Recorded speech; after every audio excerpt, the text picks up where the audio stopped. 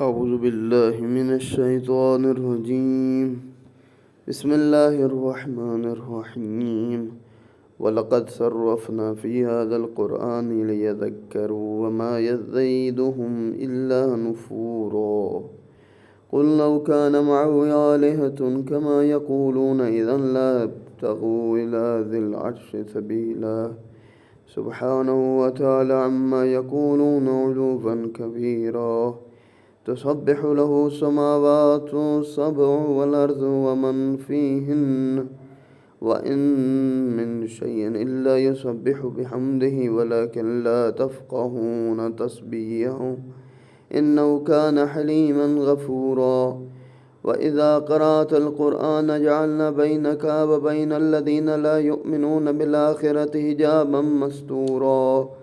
وجعلنا على قلوبهم أكنة يفقهوه وفي آذانهم وقرا.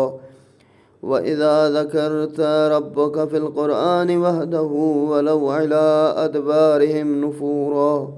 نحن أعلم بما يستمعون به إذ يستمعون إليك وإذ هم نجوى إذ يقول الظالمون إن تتبعون إلا رجلا مسحورا. انظر كيف ضربوا لك الأمثال فضلوا فلا يستطيعون سبيلا. وقالوا أئذا كنا عظاما ورفاتا أئنا لمبعوثون خلقا جديدا. قل كونوا حجارة أو حديدا أو خلقا مما يكبر في صدوركم فسيقولون من يعيدنا قل الذي فطركم أول مرة فسينغضون إليك رؤوسهم ويقولون متى هو قل عسى أن يكون قريبا. اور ہم نے اس قرآن میں دلائل کو مختلف انداز میں بیان کیا تاکہ یہ لوگ سمجھ لیں مگر وہ مزید دور جا رہے ہیں۔ اللہ ذات پروردگار حضرت انسان کو سمجھانے کے لیے مختلف قسم کی مثالیں دیتا ہے، سمجھاتا ہے۔ ہر انسان کی ذہنی سطح مختلف ہے، اس لیے اللہ مختلف مثالوں سے سمجھا رہا ہے۔ کہہ دیجئے اگر اللہ کے ساتھ دوسرے معبود بھی ہوتے جیسا کہ یہ لوگ کہہ رہے ہیں تو وہ مالک عرش تک پہنچنے کے لیے راستہ تلاش کرتے۔ اس کائنات میں دوسرے خداؤں کا بھی دخل ہوتا تو ان خداؤں کے ارادوں میں تصادم ہوتا، اور یعنی ایک خدا ہوتا اور اس کے مد مقابل میں کمزور حتمن ہوتا، اور وہ جو کمزور ہوتے وہ آگے طاقتور والے جو خدا ہے حقیقی خدا اس کی طرف جاتے۔ اللہ نے یہ کہا یہ صحیح نہیں ہے، ذات پروردگار ایک ہی ہے، پاکیزہ اور بالاتر ہے وہ ان باتوں سے جو یہ لوگ کرتے ہیں۔ اللہ ان سے بڑا ہی پاکیزہ ہے یہ جو غلط باتیں کرتے ہیں۔ ساتواں آسمان اور زمین ان میں جو موجودات ہیں سب اس کی تسبیح کرتے ہیں، کوئی چیز ایسی نہیں جو اس کی ثنا میں تسبیح نہ کرتی ہو، لیکن تم ان کی تسبیح کو سمجھتے نہیں ہو۔ اللہ یقیناً نہایت بردبار معاف کرنے والا ہے۔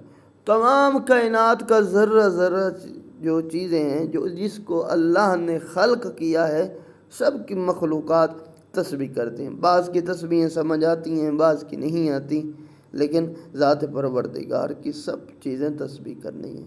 جب آپ قرآن پڑھتے ہیں تو ہم آپ کے اور آخرت پر ایمان نہ لانے والوں کے درمیان ایک نامرئی پردہ حائل کر دیتے ہیں، ٹھیک ہے؟ ایسا نہیں ہے کہ وہ لوگ سمجھ پا رہے، نہیں، آپ اور ان کے درمیان فرق ہوتا ہے، وہ سنتے ہیں لیکن سمجھتے نہیں ہیں، اور ہم ان کے دلوں پر پردہ ڈال دیتے ہیں کہ جو کچھ بھی نہیں سمجھ سکتے، ان کے کانوں میں سنگینی کر دیتے ہیں۔ جب آپ قرآن میں اپنے یکتا رب کا ذکر کرتے ہیں تو وہ نفرت سے اپنے پیٹھ پھیر لیتے ہیں۔ جب بھی کافروں کے ساتھ منافقین کے پاس رسول اللہ یہ کلام پڑھتے تھے وہ نہیں سمجھ پاتے تھے، کیوں؟ کیونکہ ان کے گناہ اتنے زیادہ ہو گئے، ہٹ دھرم ہو جاتے تھے، بات سنتے ہی نہیں تھے تو ان کو سمجھ ہی نہیں آتی تھی۔ اور ہم خوب جانتے ہیں کہ جب یہ لوگ آپ کی طرف کان لگا کر سنتے ہیں تو کیا سنتے ہیں، جب یہ لوگ سرگوشیاں کرتے ہیں تو یہ ظالم کہتے ہیں تم لوگ تو ایک سحر زدہ آدمی کی پیروی کرتے ہو، نعوذ باللہ، تم تو ایک جادوگر انسان ہے، ٹھیک ہے؟ یہ رسول تو جادوگر ہے، کیسے لوگوں کو اپنی طرف کھینچ لیتا ہے، تم اس کی باتیں سنتے ہو، ایک دوسرے سے باتیں کرتے ہیں، دیکھو یہ نبی کیسی باتیں کر رہا ہے، لوگ کیسے کیسے اس کے قریب ہوتے جا رہے ہیں، دیکھ لیں ان لوگوں نے آپ کے بارے میں کس طرح کی مثالیں بنائی ہیں۔ بس یہ گمراہ ہو چکے ہیں، چنانچہ یہ کوئی راستہ نہیں پا سکتے۔ اللہ نے کہہ دیا کہ یہ لوگ کبھی کامیاب نہیں ہوں گے۔ اور وہ کہتے ہیں کیا جب ہم ہڈیاں اور ریزہ ریزہ ہو جائیں گے تو کیا ہم نئے سرے سے پیدا کر کے اٹھائے جائیں گے؟ کہہ دیجئے تم خواہ پتھر ہو جاؤ یا لوہا یا کوئی ایسی مخلوق جو تمہارے خیال میں بڑی ہو، پھر بھی تمہیں اٹھایا جائے گا۔ بس وہ پوچھیں گے ہمیں دوبارہ کون واپس لائے گا؟ کہہ دیجئے کہ وہی جس نے تمہیں پہلی بار پیدا کیا، بس وہ آپ کے آگے سر ہلائیں گے، کہیں گے یہ کب ہوگا؟ کہہ دیجئے ہو سکتا ہے کہ وہ وقت قریب ہو۔ ذات پروردگار نے قیامت کا وقت معین نہیں کیا کہ فلاں تاریخ کو آنی ہے، نہیں، اس کا علم صرف اللہ ہی کو پتہ ہے، کسی کو نہیں معلوم۔ اب وہ کب ہے وہ ذات پروردگار ہی جانتا ہے۔ ابو سفیان، ابو جہل جیسے رات کے وقت رسول کے گھر کے گرد ایک دوسرے سے بے خبر آپ کی تلاوت قرآن سنتے تھے۔ جب وہ آپس میں باتیں کرتے تھے تو کوئی کہتا تھا یہ تو نعوذ باللہ دیوانہ ہے، کوئی کہتا ہے یہ کاہن ہے، کوئی کہتا ہے یہ ایسا ہے جو بندوں کو اپنی طرف بلاتا ہے، وہ گمراہ کرتا ہے، تو وہ ایسی گفتگو کرتے تھے۔ اللہ فرما رہا ہے کہ یہ لوگ ایسی باتیں کرتے ہیں۔ یوم یدعوکم فتستجیبون بحمدہ وتظنون ان لبثتم الا قلیلا وقل لعبادی یقولوا التی ہی احسن ان الشیطان ینزغ بینہم ان الشیطان کان للانسان عدوا مبینا ربکم اعلم بکم ان یشاء یرحمکم او ان یشاء يعذبكم وما أرسلناك عليهم وكيلا وربك أعلم بمن في السماوات والأرض ولقد فضلنا بعض النبيين على بعض وآتينا داود زبورا قل ادعوا الذين زعمتم من دونه فلا يملكون كشف الضر عنكم ولا تحويلا أولئك الذين يدعون يبتغون إلى ربهم الوسيلة أيهم أقرب ويرجون رحمة ويخافون عذابه إن عذاب ربك كان محذورا وإن من قرية إلا نحن مهلكوها قبل يوم القيامة أو معذبوها عذابا شديدا كان ذلك في الكتاب مسطورا وما منعنا أن نرسل بالآيات إلا أن كذب بها الأولون وآتينا ثمود ناقتها مبصرة فظلموا بها وما نرسل بالآيات إلا تخويفا وإذ قلنا لك إن ربك أحاط بالناس وما جعلنا الرؤيا التي أريناك إلا فتنة للناس والشجرة الملعونة في القرآن ونخففهم فما يزيدهم إلا طغيانا كبيرا۔ اللہ جس دن وہ تمہیں بلائے گا تو تم اس کی ثنا کرتے ہوئے تعمیل کرو گے، اور اس وقت تمہارا یہ گمان ہوگا تم دنیا میں تھوڑی دیر رہ چکے ہو۔ اور میرے بندوں سے کہہ دیجئے وہ بات کرو جو بہترین ہو، کیونکہ شیطان ان میں فساد ڈلواتا ہے۔ بے شک شیطان انسان کا کھلا دشمن ہے۔ منکرین معاد سے خطاب ہے۔ منکرو، جب قیامت کے دن تم قبروں سے نکلو گے نا تو اس وقت تمہارے پاس سوائے حمد اور ستائش الہی کی کوئی جواب نہ ہو۔ قیامت کے ابدی زندگی کو سامنے دیکھ کر دنیاوی زندگی کو تم نہایت حقیر سمجھو گے۔ خوش گفتاری کا اپنا اثر ہے۔ ایک مناسب برمحل جملہ انسان تقدیر بدل سکتے، نامناسب جملہ ایک بڑے فساد کا سبب بن سکتا ہے۔ اس لیے اللہ نے کہا خوش اخلاقی سے، اچھی گفتگو سے لوگوں کو اپنی طرف متوجہ کرو، اور یہ شیطان انسان کا کھلا دشمن ہے۔ تمہارا رب تمہارے حال سے زیادہ باخبر ہے، اگر وہ چاہے تو تم پر رحم کرے، اگر چاہے تو تم پر عذاب دے۔ اے رسول، ہم نے آپ کو ان کا ضامن بنا کر نہیں بھیجا۔ ایسا روز نہیں کہ رسول اللہ آپ ہی ان کے ضامن بن جائیں کہ یہ جو گمراہ ہو رہا ہے کیوں ہو رہا ہے آپ مجھے بتائیں۔ نہیں، جو گمراہ ہے گمراہ ہونے دو، جو نیکی ہے، جو اچھائی کرتا ہے، جو کامیاب ہوتا ہے وہ خود اپنے لیے ہوتا ہے۔ اے رسول، آپ کا رب آسمانوں اور زمین کی موجودات کو بہتر جانتا ہے، اور بے شک ہم نے انبیاء میں سے بعض کو بعض پر فضیلت دی، اور داؤد کو ہم نے زبور عطا کی۔ مشرکین مکہ کا اس سوال کا جواب ہے کہ اللہ تعالیٰ کو نبوت دینے کے لیے عبداللہ کا یتیم ہی کیوں مل گیا؟ بھلا صاحب کا انبیاء کہاں، یہ یتیم کہاں؟ فرمایا اللہ کی نگاہ پوری کائنات پر ہے، جب کسی پر اللہ کی نگاہ انتخاب پڑتی ہے تو انبیاء کو اسی بنیاد پر فضیلت دیتا ہے۔ حضرت داؤد علیہ السلام کے بارے میں ہے کہ یہاں حسن گفتار کی فضیلت کے عنوان سے دی ہے کہ ان کی تسبیح سے جمادات بھی متاثر ہوتے تھے، پہاڑ بھی ان کی تسبیح سنتے تھے اور ان کی تسبیح سن کر پڑھتے تھے۔ کہہ دیجئے جنہیں تم اللہ کے سوا اپنا معبود سمجھتے ہو انہیں پکارو، بس وہ تم سے نہ کسی تکلیف کو دور کر سکتے ہیں نہ ہی اسے بدل سکتے ہیں۔ لوگ جاتے ہیں، ٹھیک ہے، کبھی کسی کے در پہ کبھی کسی کے در پہ، نہیں، ذات پروردگار کا ہی در ہے اور آل محمد کا واسطہ ہے۔ ذات پروردگار مشکلات کو حل کر دیتا ہے۔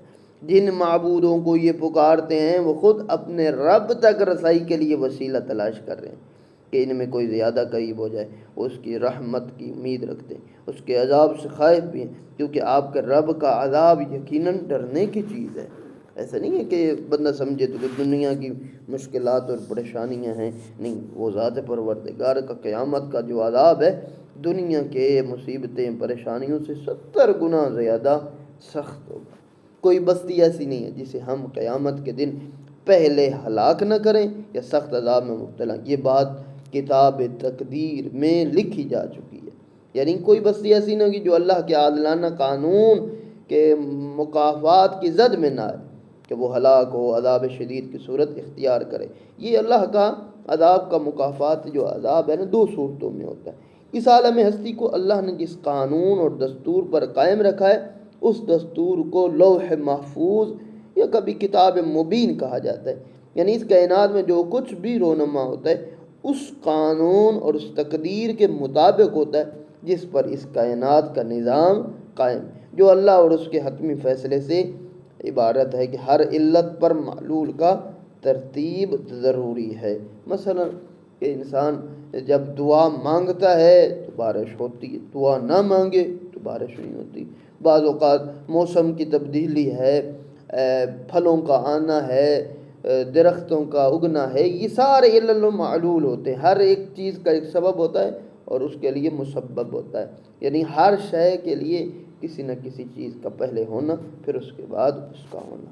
پھر فرمایا نشانیاں بھیجنے سے ہمارے لیے کوئی معنی نہیں کہ ہم تمہیں ہر روز نشانی بھیج دیں، کوئی نہیں، سوائے اس کے کہ اس سے پہلے کے لوگوں نے اسے جھٹلایا ہے۔ مثلا سمود کو ہم نے اونٹنی کی کھلی نشانی دی، انہوں نے اس کے ساتھ ظلم کیا، ہم ڈرانے کے لیے یہ نشانیاں بھیجتے ہیں۔ یہ اللہ کا ایک کفار آتے تھے، آپ کہتے تھے ہمیں معجزہ دکھائیں، ہمیں کچھ ایسی دکھائیں کہ ہم جا کے آپ پر ایمان لے آئیں۔ اللہ نے کہا رسول ان کو کہہ دو ہم نے بہت سارے پہلے بھیجے، اب بھی بھیج سکتے، لیکن ان کو بتا دو اگر ہم نے یہ نشانی یہ معجزہ بھیج دیا تو قوم سمود کی طرح اگر تم نے کیا تو قوم سمود والا حال تمہارے ساتھ بھی ہوگا۔ پھر فرمایا رسول وہ وقت یاد کریں جب ہم نے آپ سے کہا تھا کہ آپ کے رب نے لوگوں کو گھیر رکھا ہے۔